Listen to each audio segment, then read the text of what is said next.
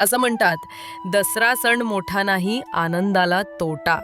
या उत्सवात सोनं लुटतात ते आनंदाचे, सौख्याचे आणि धार्मिक संस्कृतीचे.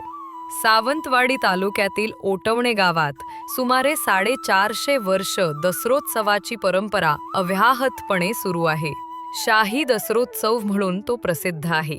तरंग देवतांना भरजरी वस्त्रालंकारांचा शृंगार केल्यानंतर सप्तपितांबरीच्या वस्त्रांनी सजविले जाते. विशेष म्हणजे देवस्थानची तिन्ही तरंगे सोन्याची आहेत. सवाद्य पालखी प्रदक्षिणा घालून शिवलग्न सोहळा येथे पार पडतो. तसेच भाविकांना या देवस्थानचे सुवर्ण वैभव वर्षातून एकदाच पाहता येते.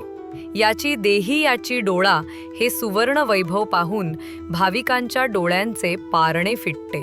सोन्या चांदीच्या लख्ख प्रकाशाने नेत्रांना आगळी वेगळी अनुभूती देणाऱ्या या सुवर्ण सोहळ्यात श्रीदेवी कायकाई, श्रीदेवी पावणाई आणि श्री देवकुळाचा पूर्वज ही 3 तरंगे सोन्याच्या मुखवट्याने आणि भरजरी वस्त्राने मढवली गेली.